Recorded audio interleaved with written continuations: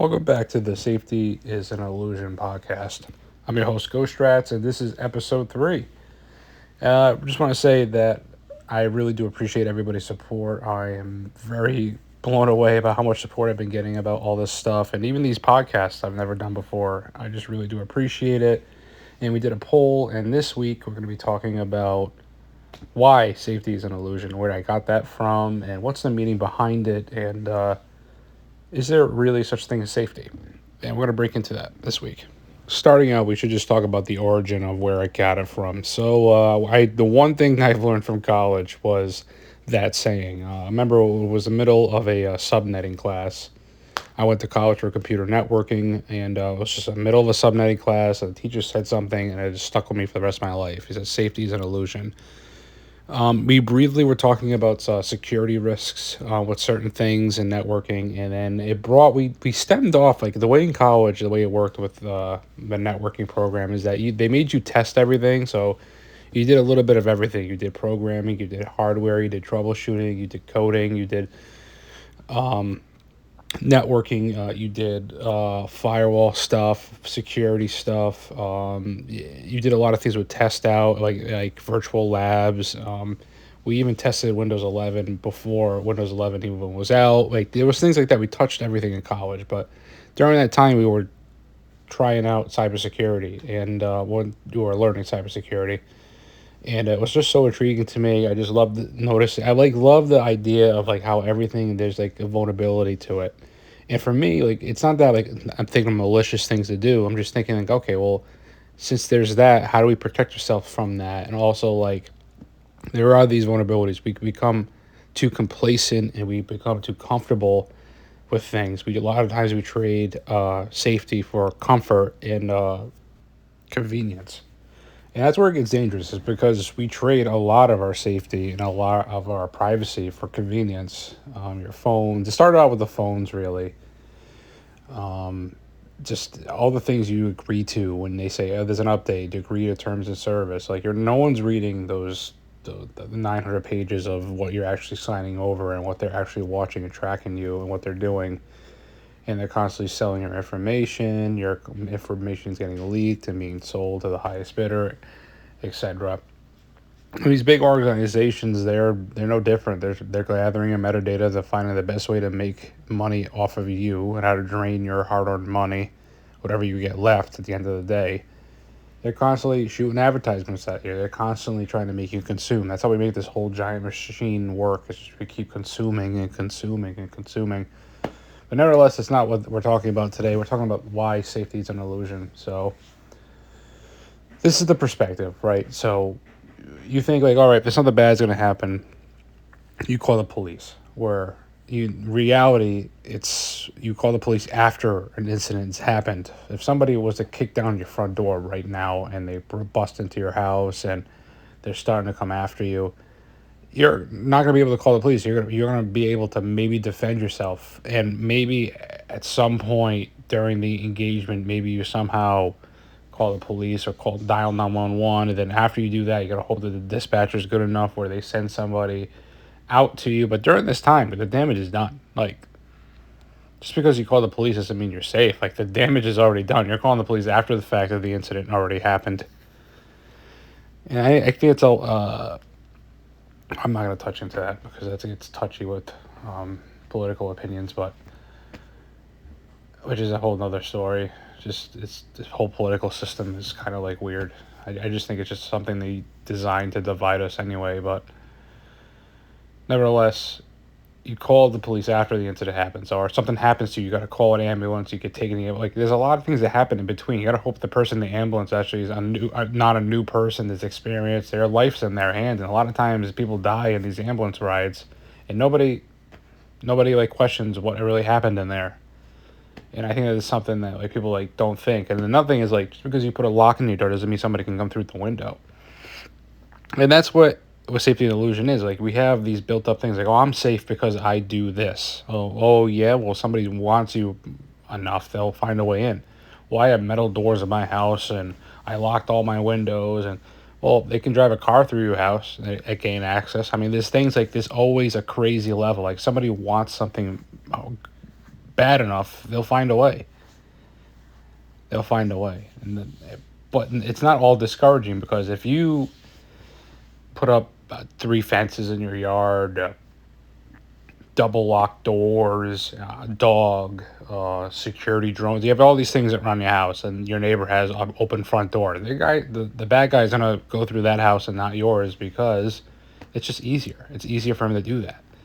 So that's how you protect yourself. It's kind of like that mentality where if you're being chased by a bear and you have a guy next to you, you only need to outrun the guy, because the bear will get the guy that can't run as fast as you.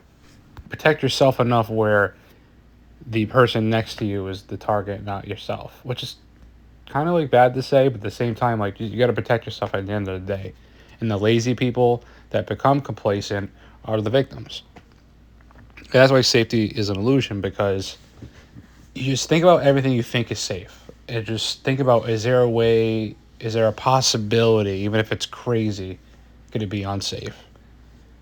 It could something happen that could do that, deter you. And cybersecurity, it's like, okay, well, if there's a way to get into something, I don't care how much security you have, there's also a way to get in maliciously. Or the only way of perfect security is you have something completely isolated that's not connected to anything.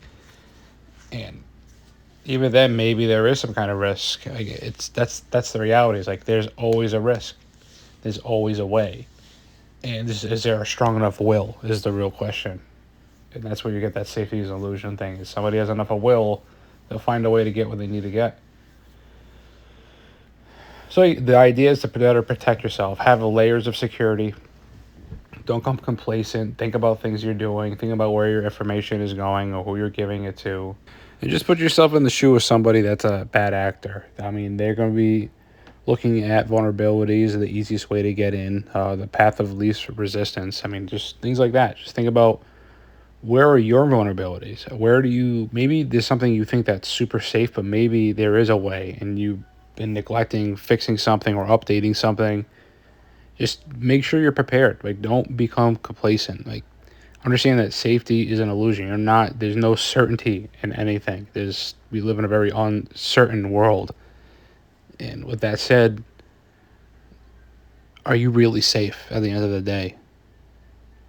Or you're just being ignorant, or you're just saying to yourself, I'm safe. There's nothing, I'm untouchable. And reality is you are. And we, as people that are hobbyists or pen testers or actual ethical hackers, wherever you are in your life and whatever your purpose is, use this knowledge to your advantage. Know that there's always going to be a need for security, because no matter what you do, it's a job that will never end. There's no security thing you can do or security type thing you can do where there's not a way around it, or somebody will eventually find a way around it. Why do you think there's so many updates where things come out? Because people keep finding vulnerabilities, and you keep this constant cycle up. That's a good thing, though, when people find these things, because it helps better secure your system for when there's, protect yourself from real bad people or countries that want to only the hurt you, or etc. I mean, there's really good things that come out of this ethical hacking stuff, and understanding that you're never truly safe. There's always a vulnerability. There will always be one. There's never going to be an instance where you're completely safe. It's only a matter of time when something happens. And the best thing you can do to prolong these events is to protect yourself, add those layers, make it hard for the bad actor to act. You start with your basic level of security, and don't plug in anything you don't know. Educate your users, educate yourself. Start with the layer 8 of the OSA model, the user. That's the weakest link everywhere you're going to go. No matter what, things may change, but the user never will. You're just going to find laziness and uneducated people that are going to make a whole system vulnerable. Make sure you understand firewalls. Make sure you understand how viruses work. I mean, that's the things that you should be studying, and that's the things that I'm studying that are very beneficial for me. And I'm also battling, this is a little bit of a side note here, is like what to actually study nowadays, because that AI and the intelligence and just knowledge is so accessible nowadays that you don't really need to be an expert in everything, because there's things that make your life easier as somebody that's a pen tester. There's special software that's already built out there for you to test things. You don't need to be an expert in the field. You don't even need to really write code anymore. You have artificial intelligence write it for you. But you do need to know fundamentals, because those fundamentals is how you understand and how you're able to ask these things to build those things for you.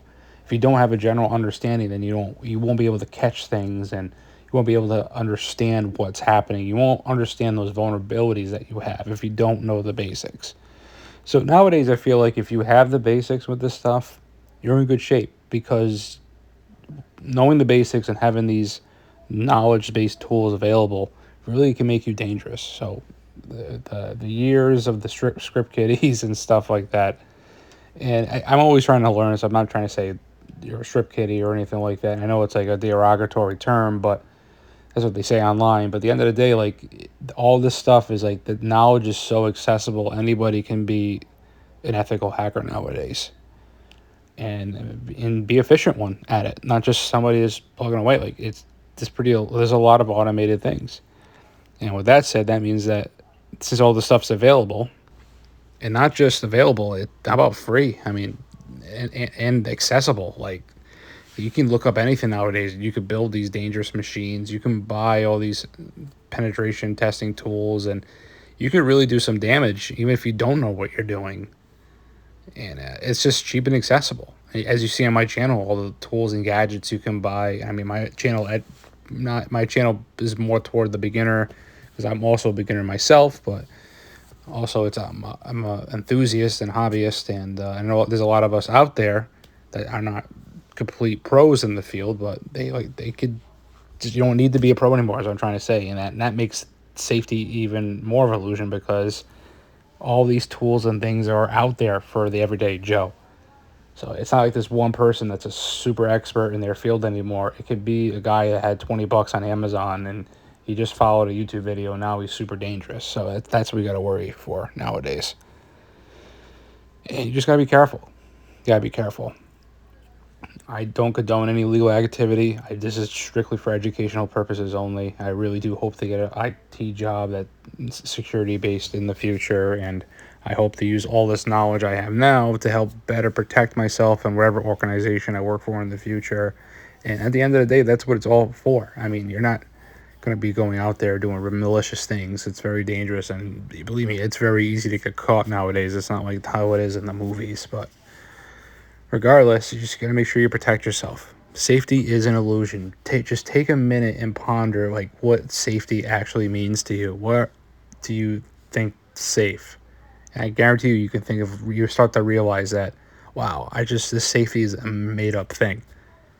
In a world a world full of uncertainty, you can't be certain that you're safe. And that's where I got the safety is an illusion thing from. Again, it was from college. It stuck with me because it was the one thing you look at, and I said to myself, I need something. I want a job one day that I know is always going to be a need for it. And there's always going to be a need for security. There's always going to be a need for it, because you're never safe. There's always some kind of vulnerability. There's always some kind of thing. You can't be complacent. It's a never-ending job, and never-ending job security. So things change, computers change, programs change, software change, networking changes a little bit, but security and people, that's never going to change. It's never going to change. So protect yourself. Try to be as safe as you can is the best thing you can do. And this is pretty much it for this end of this podcast. So again, I really do appreciate the support. If you've listened to the whole thing, write in the comments. I actually made it through the whole thing. I'm really curious if people actually listen to this whole podcast. And if you do, that's awesome. Please write in the comments. Maybe I'll give you a special shout out or something, because it's just, again, this is a dream come true of mine that you guys love all this stuff and supporting me. I got some good things coming too. I got a special device that's kind of like under the radar that I can't wait to bring out to light soon, that a lot of people are going to love. I know it, and I'm really excited for it. Diabolic Drive is the name of it, and if you guys want to do some research, there's a little thing you could look up when you want later. But anyway, that's it for this podcast. Safety is an illusion. Remember that, and appreciate all support, and I'll see you guys in the next podcast.